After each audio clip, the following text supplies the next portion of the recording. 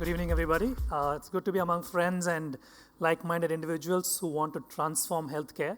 After that wonderful introduction by Mr. Kumar and that amazing TED Talk level speech by Ms. Sangeeta, I think it was really, there's not much left to be said on what needs to be done. We should really be walking out and doing our work. But that being said, I'm just going to share some facts and ideas on how we can frame this entire story. Because there is a lot of confusion on what this whole space is about. There is a lot of anticipation of what this involves for workforces. There's a lot of enthusiasm on what it can do to transform care. So let us pray to the gods of technology that this stuff works. So I think if you're in a rush, you want to rush out, you can read my first slide, and that's pretty much what I'm going to talk about. Patients become critically ill anywhere, anytime. Health systems need to catch up, and technology with compassionate, competent care can help. And that's the story for today. How we do it, what we use, these will change. But as long as we know that our goal is to save lives, improve lives, decrease morbidity, and enhance the quality of life for whoever comes within our ambit, I think it doesn't matter what the technology is. Ultimately, it has to be seamless, cost-efficient, and needs to help the patient do what they want to do in a better way. What is the scope of the problem? If you think about the critical care resource shortage and the number of events that occur outside the ICU, they're multiple. They're in the thousands every day. Let's take the case of Mr. Arjun. He's a young man, 63, chest pain, had a heart attack, had heart failure, ended up at the urgent cardiac cath, had stents placed, subsequently moved to the ICU, and then he went to the ward. He has fever on the second day, and then he has a pneumonia or a lung infection picked up 3 days after that. He's moved to the ICU for low blood pressure. His heart had issues because of the recent cardiac issues. His heart was not able to handle the sudden stress of the sepsis and the sudden infection that triggered a need for a faster heartbeat and an improvement in the blood pressure.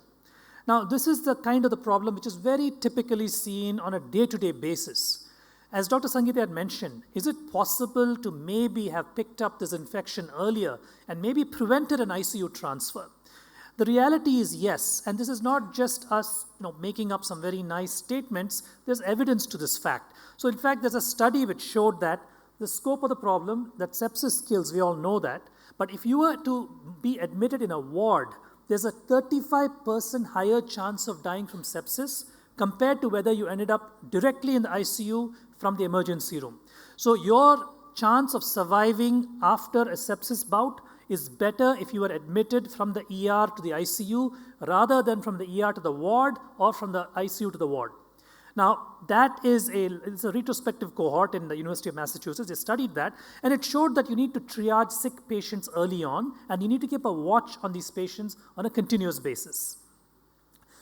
The models for care delivery are numerous. Now, these are all cartoons I've made using the standard, GIFs in the Apple system.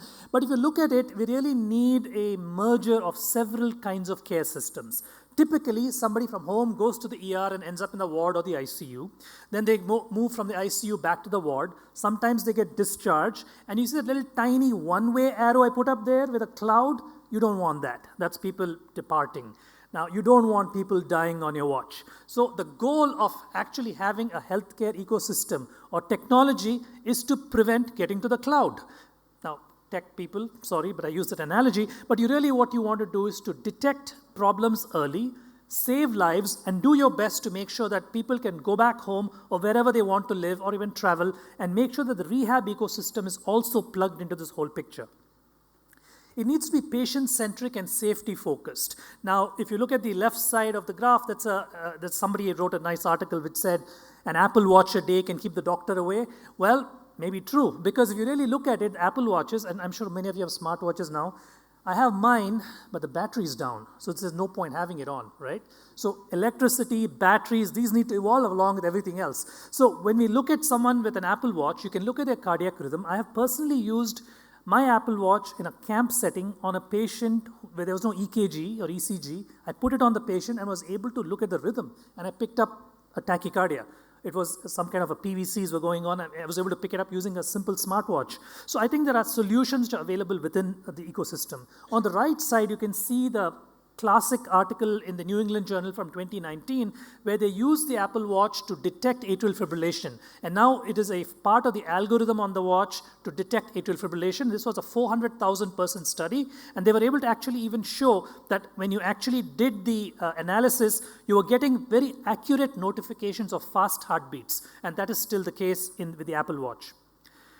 Now, if you look at the available technology, it's step counts, heart rate, then they evolved to respiratory rate, a saturation monitoring, the ECG itself, and what is coming down the line is having a research focus, checking for tremor in Parkinson's, using a point-of-care device to look for glucose. I'm sure some of you have seen people running around those patches. I don't know if you watch cricket, but one of these cricket guys had that on, if you noticed. And you can also look at the other things, including rehab, movement of the joints. And then what we need to look at is you can perhaps deliver treatments using these patches down the line. Imagine a situation where somebody's glucose was dropping and there was a little bit of emergency glucose in there, and that punctures and goes into the patient. You'd be saving lives.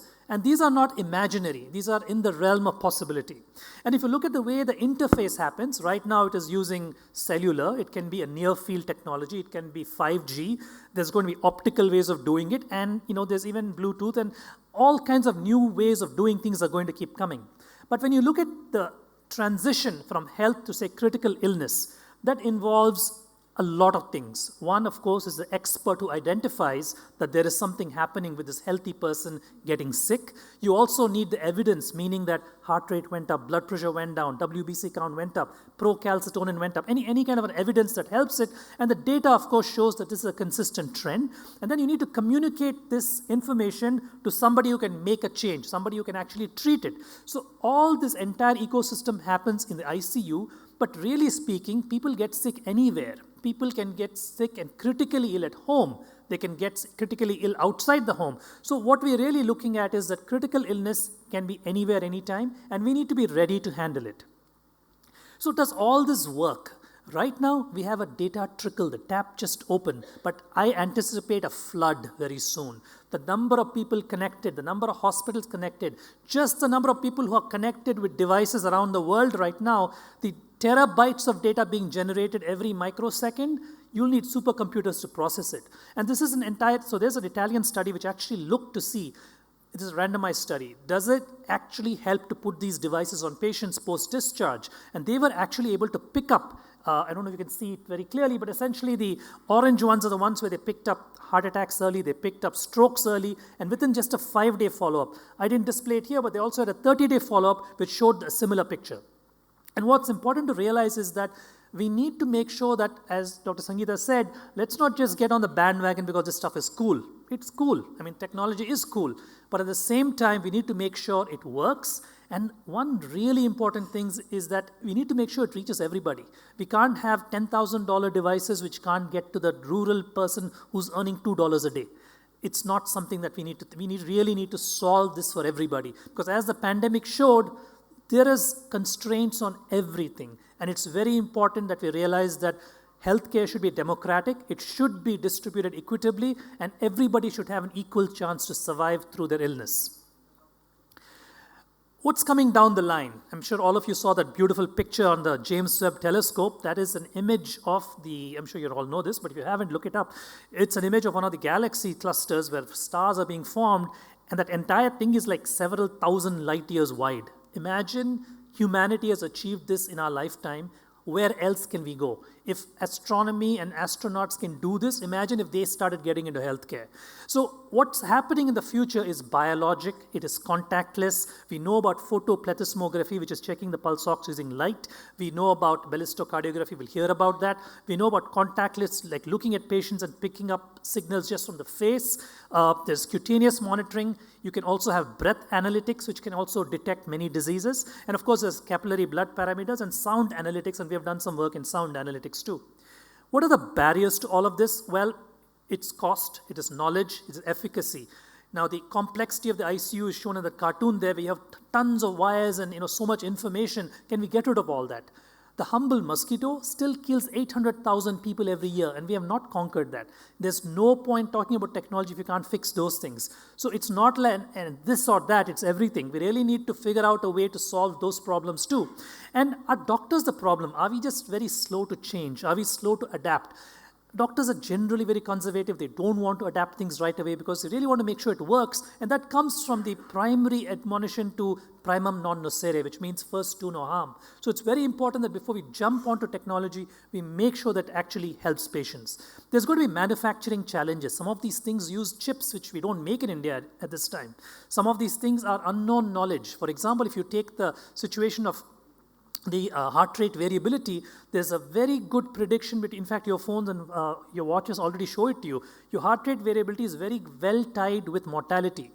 Exactly why that happens, we don't know. So there's going to be insights like that which technology is going to show you where you don't have a biologic explanation yet. So an entire new science needs to be created to see what does it really mean to see these changes. The trials are just starting, and then, who's going to pay for all this? And it's important to realize that in a country like India, over 80% of care is privately paid, and we need to figure out a way to solve that. Apollo, for example, really quick, we did quite a few things in remote care during the pandemic, and a lot of this push, of course, headed by Dr. Sangeeta and Dr. Pratap Reddy, we were kind of pushed to do a lot of things, and a lot of new technologies adopted in the last 2 years. In COVID-19, we had over 15,000 COVID patients we treated remotely. We had over 5,000 non-COVID specialty consults we did during the pandemic. We had, even urgent teleconsultation for ECMO. So a lot of things that we did, and a lot of this was because of the use of technology, but even more than that, it was because of the ability to actually integrate our different verticals, and also a driving force that said, let's use everything that we have to solve the problem. What is the opportunity? It's for everyone, everywhere, every time. And as I said, critical care can be needed anywhere. Now, RPM is a very good abbreviation. Remote patient monitoring is also revolutions per minute. It's the same analogy of Formula One racing. We need to start jumping ahead and put the pedal to the gas. Now, it's important to realize that we need integrated clinical service providers, and they are the ones who can actually solve this, not just the technology piece. We have a global workforce, meaning people are awake right now when somebody else is sleeping. So we need to be able to leverage those things where the world can monitor itself 24/7 and everybody can still get to sleep. You don't need night shifts. And of course, only a fraction of the world gets healthcare, and we need to reach the last mile. So we did publish a few of these things on what we're doing for tele-intensive care, and out of the ICU, this 360-degree thing which we do in the ICU will translate into anywhere the patient is. So I firmly believe two things are going to happen, are already happening. The monitoring travels with the patient. It's not like you put a monitor in the ICU and you take it off. The patient is monitored all the time, doesn't matter where they are. And the definition of ICU, non-ICU, ward, home, rehab is going to go away. Patients can be anywhere and they'll get the treatment they need. You can have intensive care at home. We had a couple of publications in COVID on tele-intensive care, which I do a lot. And the analogy for all of this comes from the concept of safety in the air. If you look at airplanes, most of you have flown in planes, and you don't know who the pilot is. You don't know who filled the gas, who put your luggage in, who checked the engine oil. But you're confident that the plane is going to survive and move on. And I think the reason for that is there is a lot of balances and checks and evaluation that happens continuously when you're flying a plane, and healthcare needs to do the same thing. Now, one of our senior people in our telemedicine infrastructure, Dr. Ganapati, keeps saying geography is history, which is true. Because if you think about it, you can monitor patients anywhere, anytime. Right outside, you're seeing a demonstration, I believe, live of patients from wherever who are getting monitored right here in this hotel right now. You can see the vital signs. I'll see if this video works. Let's see. This is just a quick demonstration of what we do at our hospital.